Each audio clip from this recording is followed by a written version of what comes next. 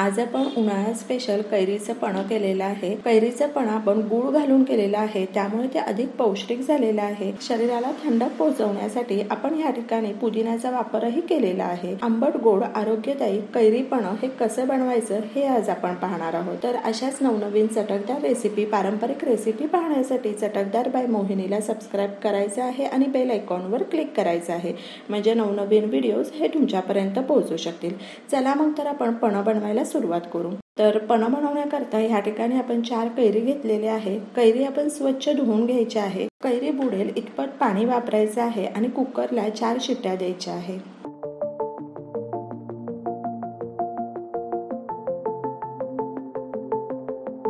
तर या ठिकाणी कुकरला 4 शिट्ट्या झालेल्या आहे। कुकर थंड झालेला आहे। कैरी ही अगदी छान शिजलेली आहे। कैरीची वरची साल ही सेपरेट झालेली आहे, याचाच अर्थ कैरी छान शिजलेली आहे। तर चमच्याच्या साहाय्याने कैरीचा गर काढून घेऊयात। पण आपण 2 प्रकारे करू शकतो, फक्त गूळ वापरूनही करू शकतो, फक्त साखर वापरूनही करू शकतो।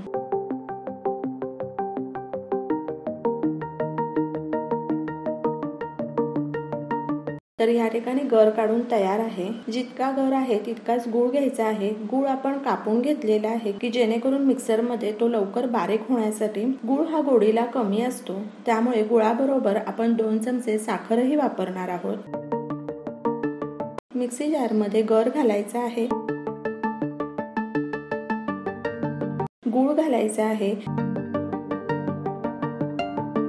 1 चमचा वेलची पूड घालूयात, 2 चमचे साखर घालायची आहे, काळं मीठ घालूयात अर्धा चमचा आणि चिमूटभर जिरा पूड घालायची आहे। जिरा पूड आवडत नसेल तर नाही घातली तरी चालेल, ऑप्शनल आहे। आणि काही पुदिन्याची पानं घालूयात आणि मिक्सर मध्ये बारीक पेस्ट बनवून घेऊ।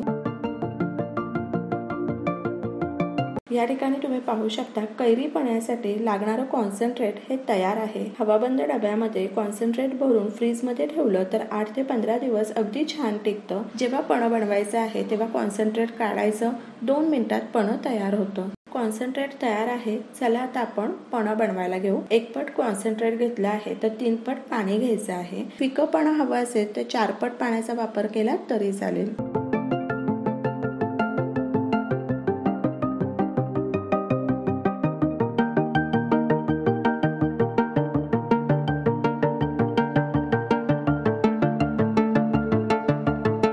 पाणी घालायचं आहे, मिक्स करून घेऊ। कॉन्सन्ट्रेट तयार असेल तर अगदी 2 मिनिटात पणं हे तयार होतं।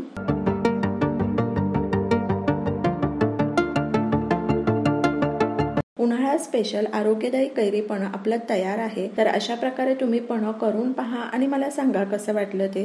तर अशाच नवनवीन चटकदार रेसिपी, पारंपरिक रेसिपी, गोडाच्या रेसिपी पाहण्यासाठी चटकदार बाय मोहिनीला सबस्क्राइब करायचं आहे आणि बेल आयकॉनवर क्लिक करायचं आहे, म्हणजे नवनवीन व्हिडिओज हे तुमच्यापर्यंत पोहोचू शकतील। आणि वेळात वेळ काढून तुम्ही माझी ही रेसिपी पाहिली तर त्यासाठी तुमचे खूप खूप खूप धन्यवाद। पुन्हा भेटूया अशाच एका नवीन रेसिपी बरोबर।